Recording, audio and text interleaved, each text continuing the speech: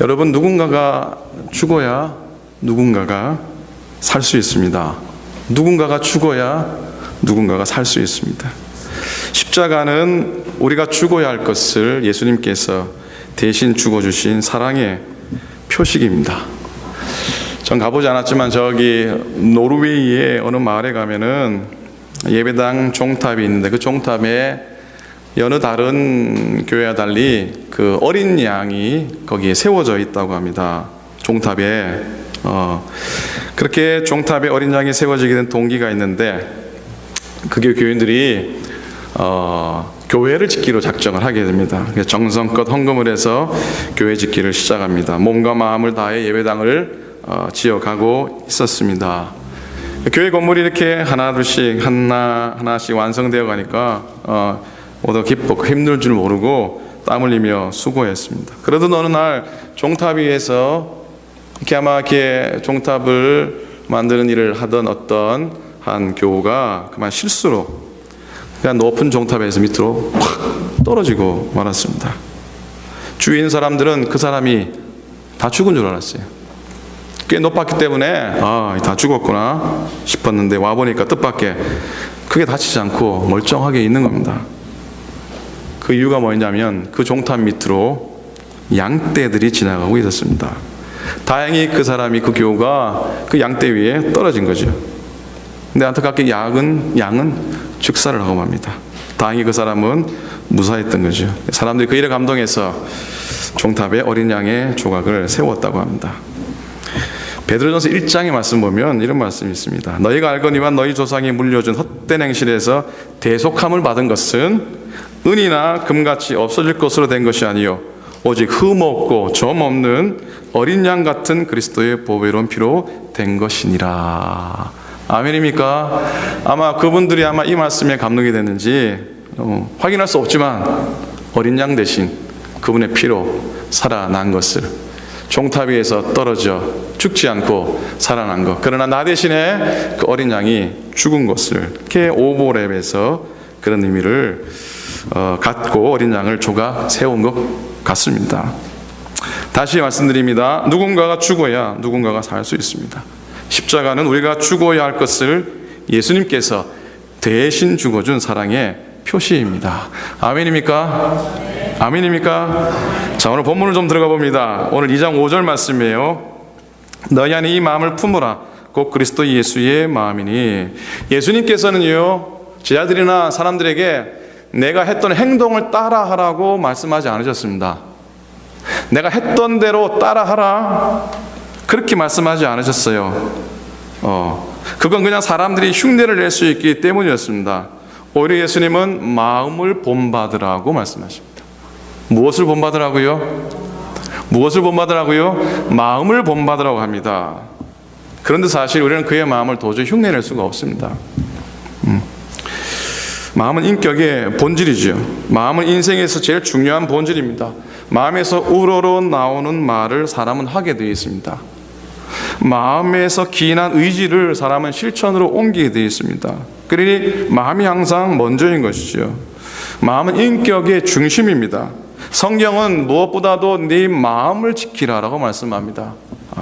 잠언 말씀이죠. 무릇 지킬 만한 것보다 더욱 내 마음을 지키라 하십니다. 잠언 4장입니다. 내 인격과 생명이 넘치는 삶의 근원은 어디에서 나옵니까? 마음에서 나오기 때문입니다. 그런데 우리는요, 마음에 별 관심이 없을 때가 많습니다. 마음을 가다듬지 않을 때가 참 많이 있습니다. 마음을 방치해버릴 때가 많이 있습니다. 그래서 마음의 욕심을 따라 무너지는 인생을 사는 경우가 허다합니다. 오늘 이 시대는 뭘 가르치냐면 표정 관리 가르치고 아니면 지식 처신을 가르치지만 성경은 마음을 가르칩니다. 오늘날 교회가 다시 붙잡고 목표 두어야 될 것은 바로 예수 그리스도의 마음인 줄로 믿습니다. 근데 그리스도의 마음은 십자가 사건을 통해 우리에게 너무나도 분명하게 드러났습니다. 그리스도의 십자가의 순환은 온 인류를 향하신 하나님의 위대한 사랑을 구체적으로 보여진 사건이죠. 그런데 그 사랑은 추상적인 게 아니었습니다. 추상적인 게 아니었고요, 그건 자기 희생을 통한 자기의 표현이었습니다. 예수님의 십자가의 고난이 없었다면 하나님께서 인류를 사랑하셨다고 하는 그 가르침은 설득력을 갖지 못했을지도 모르겠습니다. 근데 이제는 아무도 주님의 사랑을 부인하지 못하죠. 주님의 고난이 가장 확실하게 증거가 되기 때문입니다. 행동 앞에는 더 이상 말할 필요가 없는 것이죠. 사랑하는 여러분, 오늘 우리가 살고 있는 시대는 주는 것보다 받는 것에 익숙한 시대입니다. 우리는 남에게 내 것을 주는 것보다 받는 것에 대해서 더 관심이 사실 많이 있습니다. 우스갯소리지만은 한편 도전이 되는 이야기이기도 합니다. 대접받는 데 익숙한 세 종류의 쨋이 있다고 합니다. 뭔지 아세요? 첫째는 선생님, 관련되어 있다면 용서하시기 바랍니다. 선생님. 두 번째는 경찰관. 세 번째는 목사님. 그런데 어떻게 됐는지 이 선생님과 경찰관과 목사님이 함께 식당에서 식사를 하게 되었다고 합니다. 그러면 여러분, 누가 밥값을 냈겠습니까? 누가 냈겠어요? 예, 누가 냈냐면 식당 주인이 밥값을 냈다고 합니다.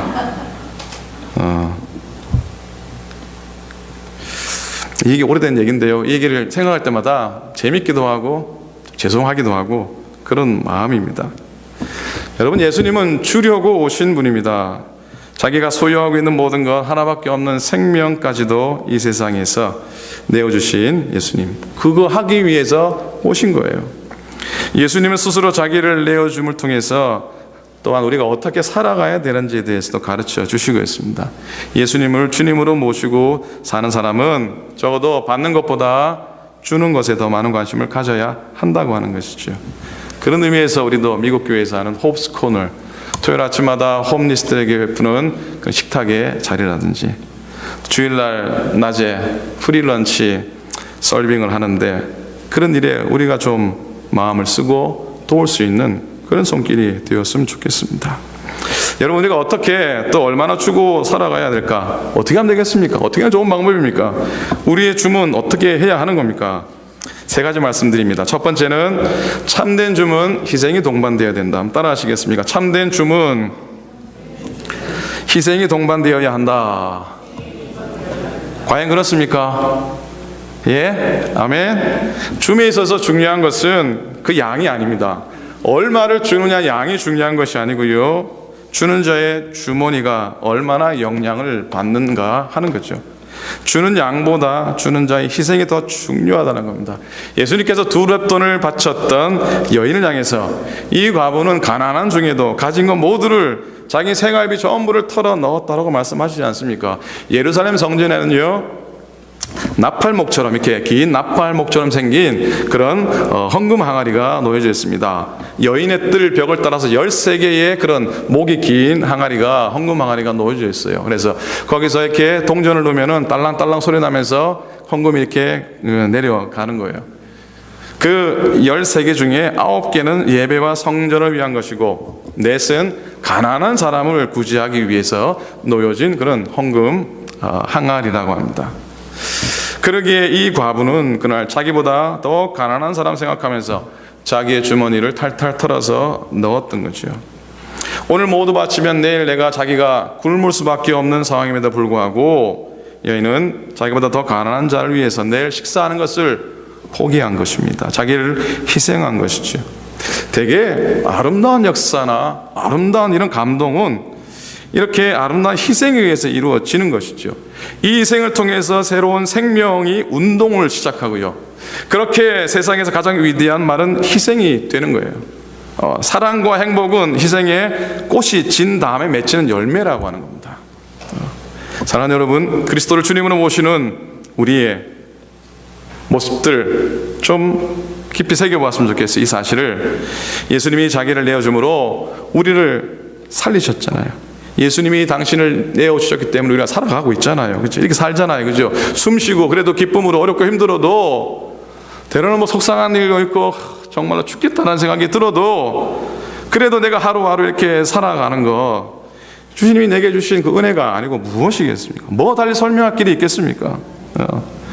우리도 이 줌을 통해서 그리스도에 대한 우리의 사랑, 세상 가운데 증명하며 살아가야 될 필요가 있다고 하는 것이죠. 두 번째로 참된 줌에는 무모함이 있습니다. 한번 따라 하시겠습니까? 참된 줌에는 무모함이 있다. 여러분, 무모함이 있다고 하는 이 말씀은 무슨 말이냐면은 꾀나 수단을 부리지 않는다고 하는 겁니다. 이게 뭐 무식한 의미가 아니고 앞뒤를 가리지 않는 것. 물론 앞뒤를 가리지 않는 게 무식하기도 합니다. 그죠? 계산을 하지 않는다. 성경에 등장하는 믿음의 사람들은 한결같이 이렇게 무모했습니다. 두말할 것도 없이 예수님은 진짜로 무모했습니다. 죽음 앞둔 예수님은 겟세마네 동산에서 기도하십니다. 나의 아버지, 할 수만 있다면 이 죄를 내게서 지나가게 해 주십시오. 그러나 내 뜻대로 하지 마시고 아버지 뜻대로 하십시오. 고통스럽게 기도하셨습니다. 그러나 그분은 꽤나 수단을 부리지 않고 아무런 계산 없이 그저 인간에 대한, 사람에 대한 사랑 하나로 죽음을 택하셨습니다. 이렇게 참된 줌에는 언제나 무모해 보이는 점이 있어요. 근데 참 아이러니하게 모든 걸 잃을 것 같고 모든 걸 버릴 것 같은 그런 무모함이 새로운 역사를 만들어냅니다. 새로운 생명을 탄생해냅니다. 평화를 만들고요, 사람을 감동하게 하는 거예요. 어느 지혜로운 자의 고백처럼 가장 무모한 희생이 때로는 이상하리만침 성공의 요인이 되기도 한다라는 것이죠. 기독교에는 좀 무모한 면이 있어야 됩니다. 사랑하는 데도 무모해야 되고 희생하는 데도 무모해야 되고 주는 데도 좀 무모해야 합니다. 세상 역사의 가장 무모한 희생은 하나님이시지만 낮은 인간의 몸으로 오신 예수님의 성육신의 사건입니다. 그는 근본 하나님의 본체시나 하나님과 동등됨을 취하고서 여기지 아니하시고 오히려 자기를 비워 종의 형체를 가지사 사람들과 같이 되셨고 사람의 모양을 나타나사 자기를 낮추시고 죽기까지 복종하셨으니 곧 십자가에 죽으심이라. 아멘. 그 무모한 희생 덕택에 우리는 생명 얻고 기쁨 얻고 숨쉬고 기쁘게 살아가는 겁니다.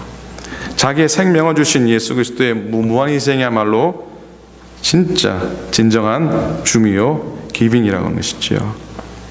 세 번째, 좀 더 우리를 힘들게 하는 말씀이 될 수도 있습니다. 참된 줌은 나누어 준 양이 아니라 얼마를 남겨 놓았느냐에 의해서 평가가 됩니다. 사람은 언제나 저라고 피해갈 수 없습니다. 사람은 언제나 자기의 몫을 충분히 남겨놓고 나누어 주는 겁니다. 그러나 이건 그다지, 다른 말로 그닥 대단한 게 못 됩니다. 내 몫을 충분히 남겨놓고 베푸는 것을 희생이라고 말하지 않는 겁니다.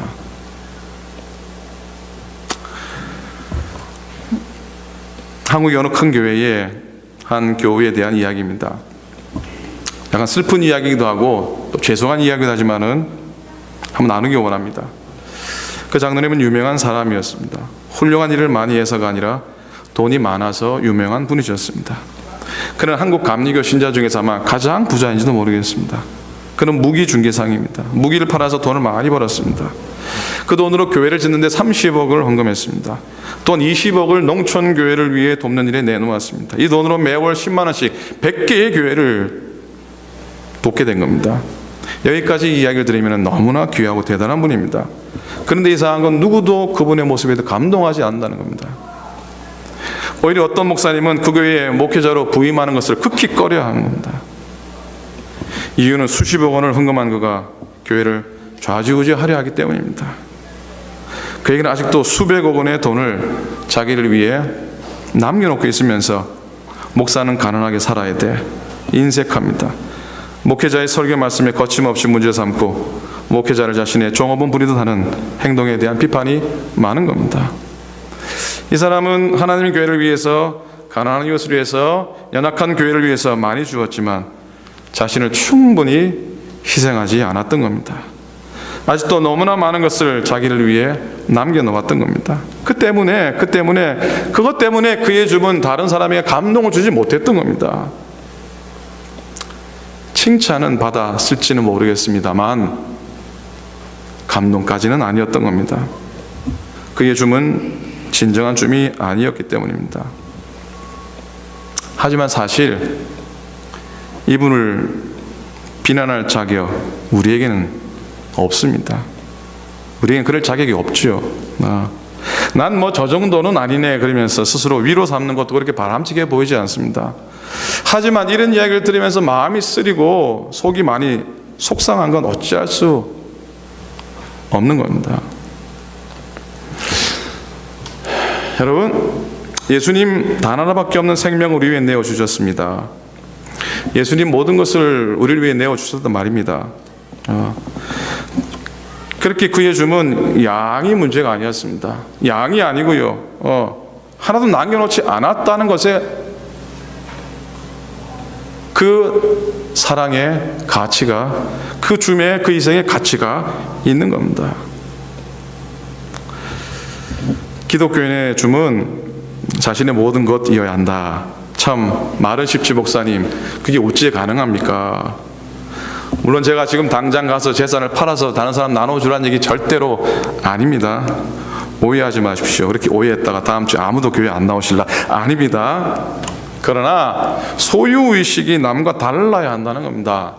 소유하고 있는 그 의식이 좀 달라야 한다는 겁니다. 내가 소유하고 있는 것은 하나님의 것임을 알고 언제나 필요할 때 나눌 수 있어야 되고, 거룩한 일을 위해서 베풀 수 있어야 되고, 의로운 일에 써야 되고, 섬기는 일에 써야 한다고 하는 겁니다. 우리는 사실 더 많이 소유하는 것이 더 가치 있는 일이라고 생각하는 이 세상, 그런 생각이 지배하고 있는 시대를 살아가고 있습니다.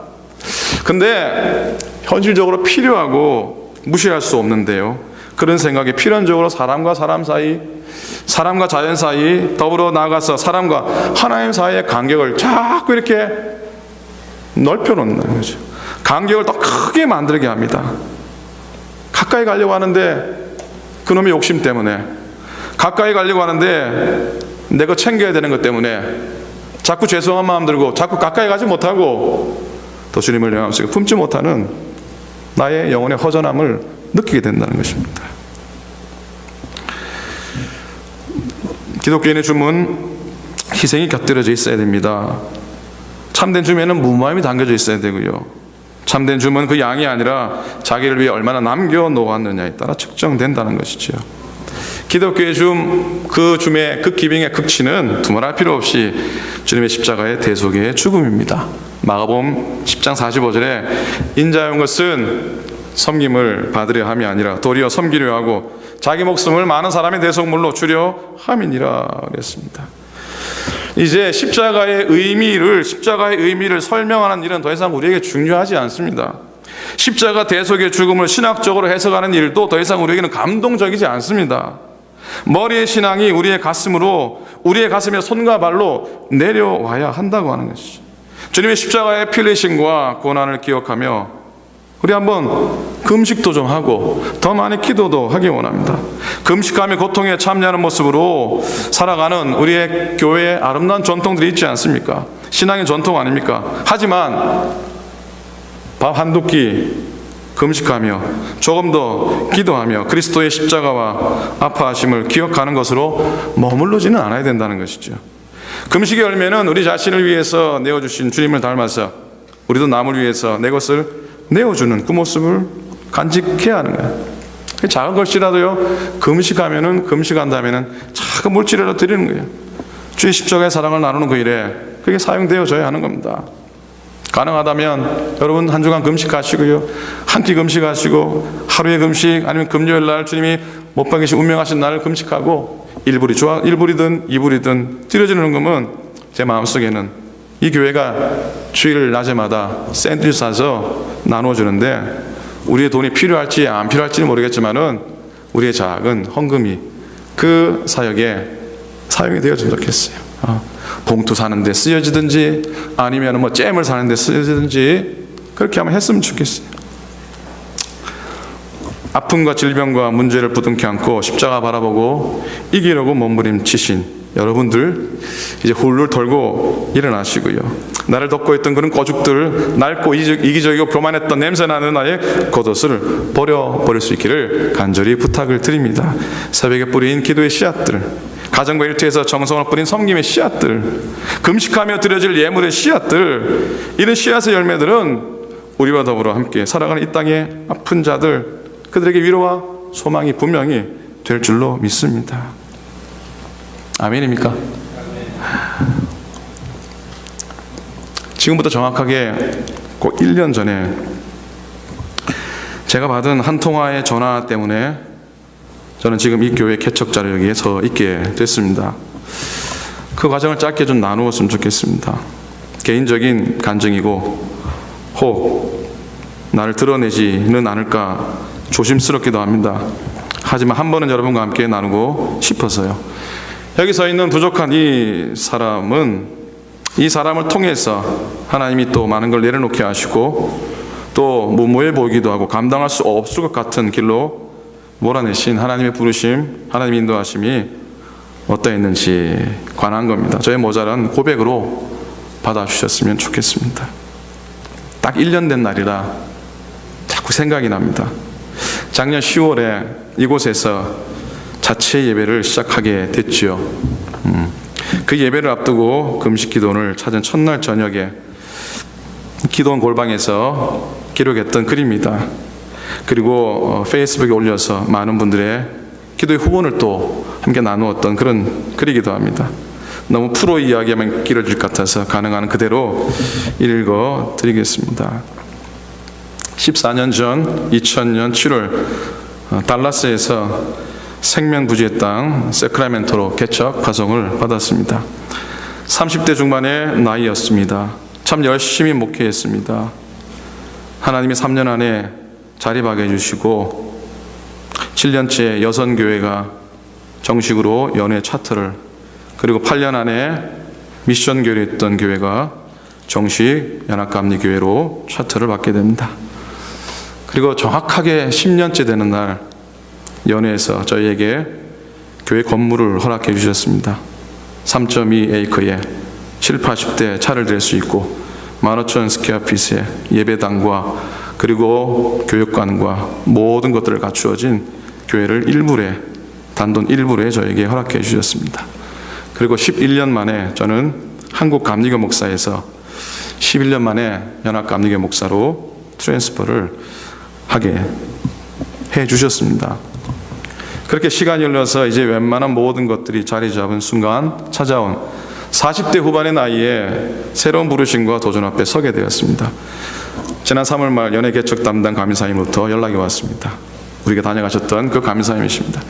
산호제 지역 한인회중 개척 목회자에 대한 제의였습니다. 처음에는 제가 전화를 받지 않았습니다.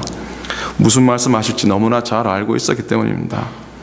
두 번째 전화는 피할 수가 없어서 통화하게 되고 그 주간 딱 1년 된 날입니다. 토요일 오후에 감리사님과 만남을 갖게 되었고 저는 완곡하게 거절했습니다. 표현은 완곡했지만 아니었습니다. 없었던 일이 되는 듯 했습니다. 그런데 예의상 감리사님 이틀 말미 주시면 좋겠습니다. 인사치레로 한 것이 화근이 됐습니다.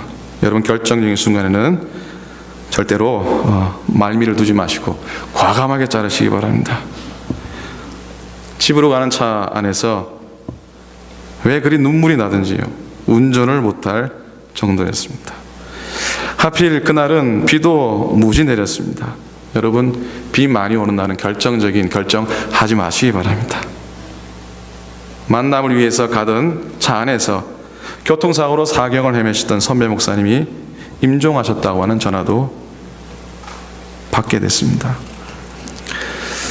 그날 이후 새벽 기도회 때도 개척교회 생각만 하면 눈물이 하염없이 흘렀습니다.